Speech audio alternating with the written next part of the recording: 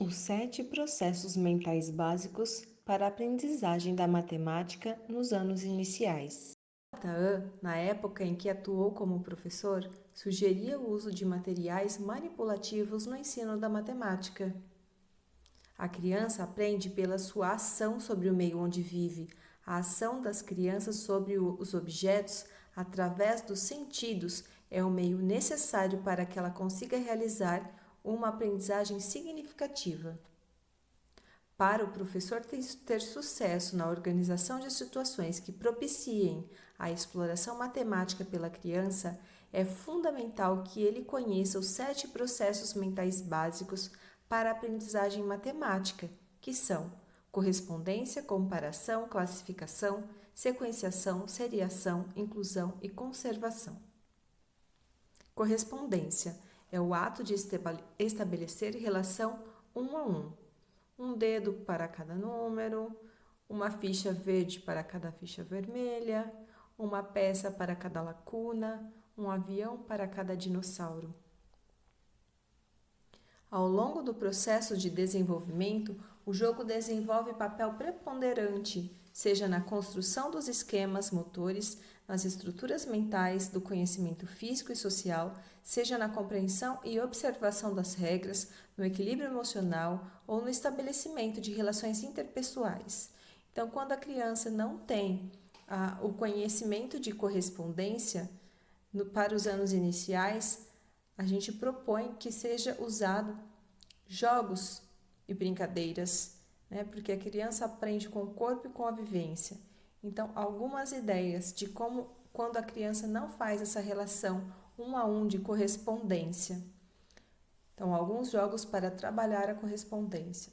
Jogo da memória, de encontrar os pares, as metades, encontrar a letra inicial de cada palavra, no caso aqui, fichinhas com as letras iniciais e do lado as palavras para ela fazer essa associação.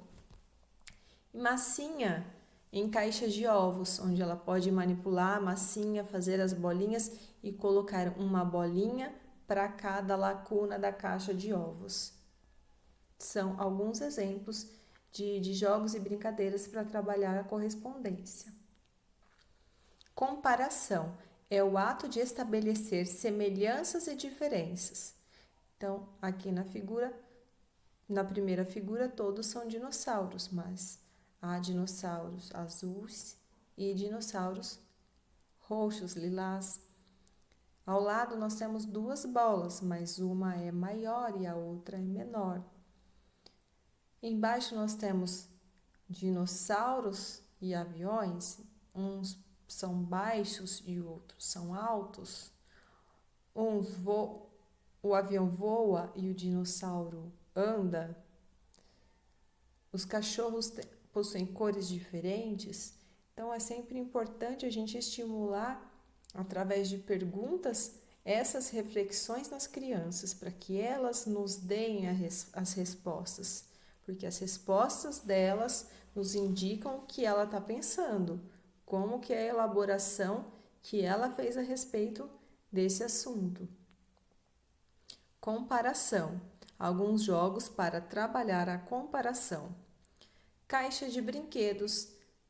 Geralmente na sala de aula tem caixa de brinquedos, então em grupo a gente pode escolher algum brinquedo, né, aos pares, ou mais brinquedos, e a gente pode fazer a observação desses brinquedos e as crianças irem dizendo o que elas pensam, o que tem de diferente, o que tem de igual em cada um deles, né? E elas irem fazendo esse levantamento. Jogo dos 7 erros. O jogo cara a cara, né?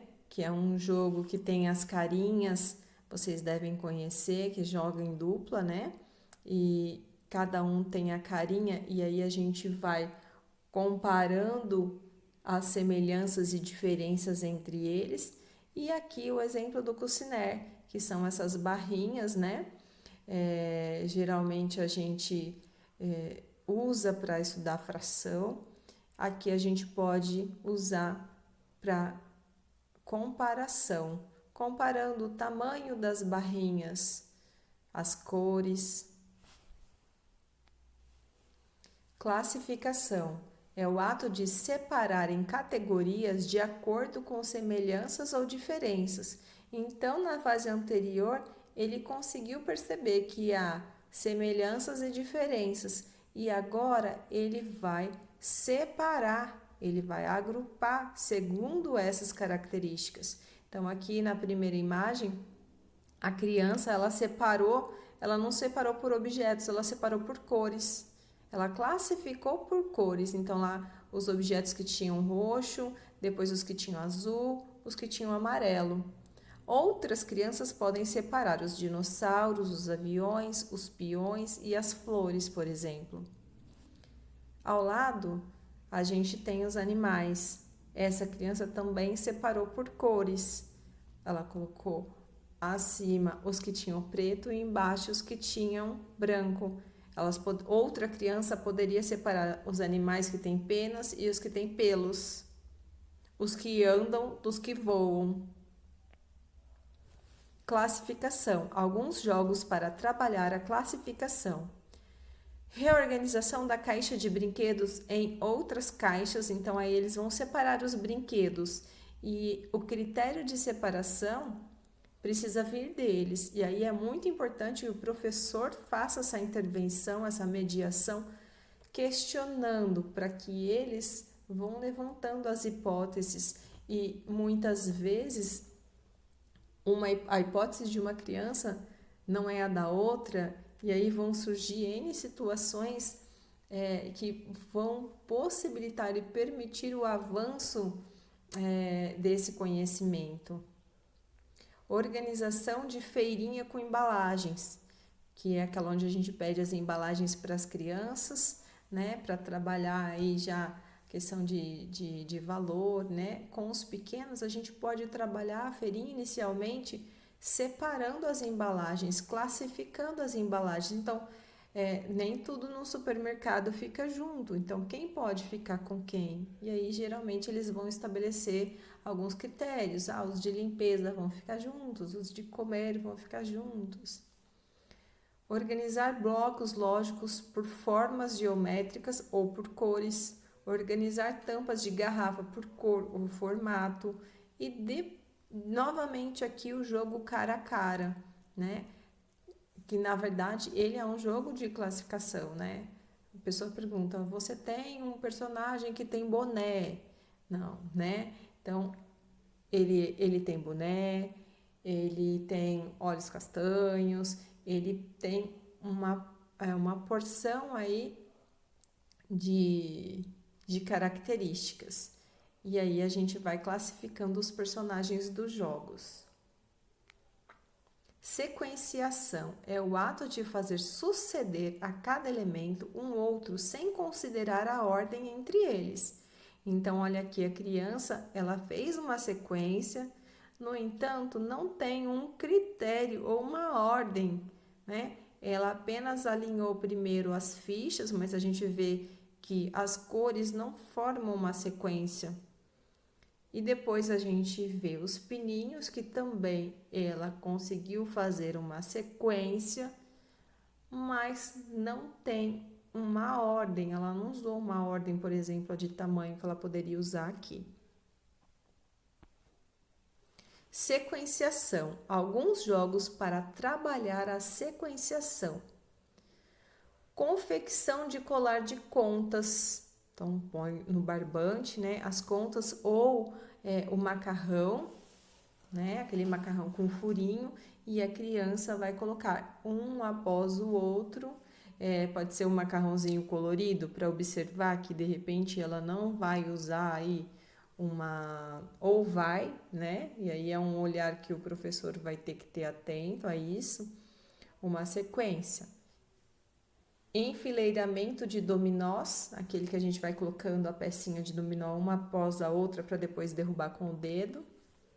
Enfileiramento de brinquedos ou objetos, é muito comum, por exemplo, geralmente os meninos fazem aquela fileirinha de carrinhos, né? A gente pode usar outros objetos para fazer esse enfileiramento, as próprias fichas coloridas ou blocos lógicos. Confecção de varal de bandeirinhas, que é a colagem dessas bandeirinhas em barbante, seguindo uma após a outra. Podem ser inicialmente bandeirinhas iguais e depois, no próximo momento, quando a gente perceber que há um critério, que ele começa a usar um critério de organização, a gente pode usar formatos e cores diferentes. Seriação é o ato de ordenar uma sequência segundo o critério. Já é um avanço do nível anterior, né? Antes ele fazia uma organização, ele fazia uma sequência, mas não tinha uma seriação, não tinha um critério. Aqui já tem. Então a gente vê novamente as fichinhas coloridas. No entanto, agora a gente tem um critério, que são a repetição das cores. Então, vermelha, verde, rosa, vermelha, verde, rosa, vermelha, verde, rosa. Os pininhos já aparecem por ordem de tamanho e a criança, inclusive, ela tem a preocupação de embaixo ela organizar para medir se em cima está formando a escadinha certinho. E aí, também as crianças em ordem de tamanho. Seriação. Alguns jogos para trabalhar a seriação. Formar fila com as próprias crianças em ordem de tamanho é uma coisa que dá para fazer no dia a dia da escola. Sequenciar história em cenas, então dar as cenas da história, né, fora de ordem para que ela faça aquela organização. Criar uma série de continuar uma série de figuras ou formas, então você inicia uma sequência e ela precisa continuar aquela sequência, e aí a professora precisa tomar muito cuidado se ela está dando uma sequência fechada ou uma sequência aberta, né? E prestar atenção se a criança realmente ela está construindo uma nova ou continuando a sequência da professora. Fazer ovinhos de massinhas coloridas e dispor na caixa de ovos segundo o critério. Então, lá na primeira fase, né, a gente falou dela colocar um ovinho em cada buraquinho. Agora aqui, além dela colocar um ovinho em cada buraquinho, ela vai usar um critério, que geralmente é de tamanho ou de cor. Então, geralmente, ela pode fazer um ovinho pequeno e um grande, um pequeno e um grande, ou dois pequenos e dois grandes, dois pequenos e dois grandes. Ou ela pode colocar por cor na caixa, um vermelho e um verde, um vermelho e um verde. E mais para frente, quando ela tiver ainda mais consolidada nesse conhecimento, ela pode usar uma fileira com uma série, a fileira de cima com outra série, e ir construindo, se a caixa de ovo for de 24, uma fileira com uma série, uma com outra série, e repete uma série sim, uma série não. E vai ficando cada vez mais elaborada a formação da criança. Inclusão é o ato de fazer abranger um conjunto a outro. Então, mesmo que sejam dois grupos, ela pertence a um grupo maior. Por exemplo, nas frutas, a gente tem as bananas e as maçãs, mas elas também, todas juntas, pertencem ao grupo das frutas. Os brinquedos embaixo, a gente tem os dinossauros, as flores, os peões e os aviões, mas todos pertencem ao grupo dos brinquedos. E aqui alguns jogos para trabalhar a inclusão. Então, tem o jogo quarto, que é um jogo de tabuleiro em que a gente disponibiliza para crianças peças de formatos, cores e dimensões diferentes, e elas podem alinhar segundo quaisquer critérios. No entanto, a mesma peça que é alta, ela pode ser azul, ela pode ser redonda, ela pode ser quadrada, né? E aí, uma mesma peça, ela pertence a outro grupo.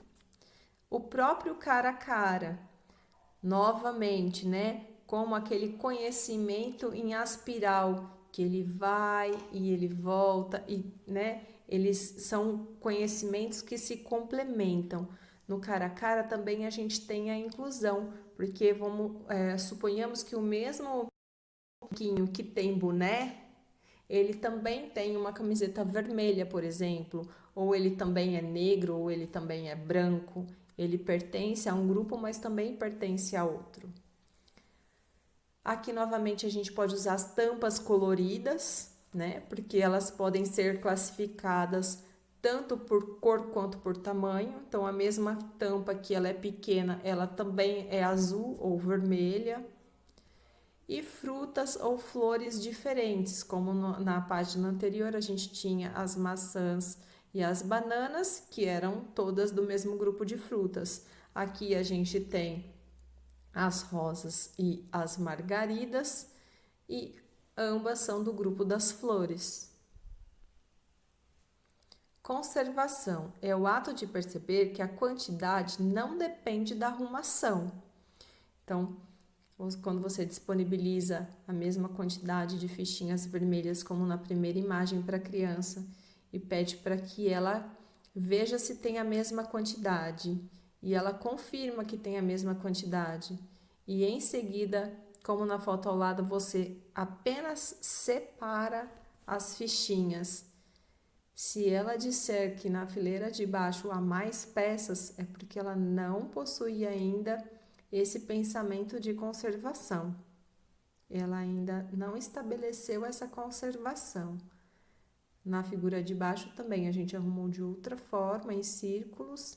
Se ela perceber que a gente tem a mesma quantidade, porque a gente não colocou nem tirou nenhuma pecinha, ela possui o pensamento de conservação. Se ela não conseguir fazer essa relação, ela não tem esse pensamento de conservação. E aí a gente precisa trabalhar isso, como alguns jogos para trabalhar a conservação. Então aqui é muito importante que a criança faça o pensamento inverso, então que ela volte, tá? Como por exemplo, aqui nas fichinhas vermelhas, quando você espalha as fichinhas e ela fala que embaixo tem mais, é importante que ela faça o movimento reverso e volte para os mesmos lugares e compare novamente e veja que tem a mesma quantidade e observe que não foi nem colocado, nem tirado nenhuma pecinha. E aí, nesse movimento, a intervenção, a mediação e as perguntas que o professor vai colocar para a criança são fundamentais. Então, alguns jogos, cartelas com as mesmas figuras e quantidades dispostas em posições diferentes, como as fichinhas, né, coloridas. Construção diferentes com as mesmas quantidades de palitos, né? São construções diferentes com as mesmas quantidades de palitos. Então, vamos supor que você der 10 palitos para o Joãozinho, 10 palitos para o Pedrinho, 10 palitos para a Maria. E eles precisam confirmar entre eles que eles têm a mesma quantidade. Esse movimento inicial de confirmação, ele é muito importante. Após esse movimento de confirmação das quantidades, a gente pede que eles construam alguma coisa com os palitos e depois eles observem se as construções, só observando a construção, se todas têm a mesma quantidade de palitos, né? Se eles conservaram que no início eles tinham a mesma quantidade, que não foi colocado e nem tirado nenhum palito, eles vão reafirmar que, independente do formato que eles colocaram os palitos, eles têm a mesma quantidade, né? Dispor 2 pedaços iguais de massinha, inicialmente no mesmo formato, em formatos diferentes. Aí a gente já tem a conservação de massa. Então, a criança pega, e aí é importante que ela pegue as 2 massinhas e você peça para elas fazer 2 massinhas exatamente do mesmo tamanho. Ela vai medir com a mão, ela vai olhar, vai beliscar de um lado, beliscar do outro e tentar fazer 2 bolinhas idênticas. E aí depois você, na frente dela, amassa uma, pode fazer uma pizza, e com a outra você faz uma minhoquinha e pergunta para ela: e agora, elas têm o mesmo tamanho? Né? Geralmente, se a criança não tem conservação, ela vai falar que não. E aí, importante fazer o movimento reverso. Ela volta a fazer a mesma bola com as 2 massinhas para poder observar que elas sim têm a mesma quantidade de massa. Colocar a mesma quantidade de água em copos de dimensões diferentes. Aí, novamente, é importante que a criança verifique e observe os dois copos, que eles devem estar com a mesma quantidade. Importante fazer essa pergunta para a criança: eles têm a mesma quantidade? Elas podem falar que está faltando uma gotinha em um, e aí é importante pôr uma gotinha em um, ela tem que ter a certeza que tem a mesma quantidade. E aí você pega um copo e coloca em outro recipiente com outro formato, ou maior ou mais fininho, tipo uma taça, que aí a água vai ocupar um espaço diferente e vai parecer com outro formato. E aí a gente pergunta para ela: e agora? Elas têm a mesma capacidade, né? Têm a mesma quantidade de água? E aí ela, provavelmente, se ela não tiver conservação, vai falar que não. E aí a gente faz o movimento reverso para ela observar que não foi colocado nem tirado água do recipiente. Convém ainda salientar que os processos aqui descritos não estão restritos a um determinado campo de conhecimento, na medida em que podem interagir com qualquer situação do cotidiano. Na verdade, eles são abrangentes e constituem-se num alicerce que será utilizado para sempre pelo raciocínio humano. O processo de formação dos conceitos, fundamental no desenvolvimento dos processos psicológicos superiores, é longo e complexo, pois envolve operações intelectuais dirigidas pelo uso das palavras, a importância aqui da mediação, do tipo de pergunta. Vygotsky ressalta ainda que se o meio ambiente não desafiar, exigir e estimular, esse processo poderá se atrasar ou até mesmo não se completar.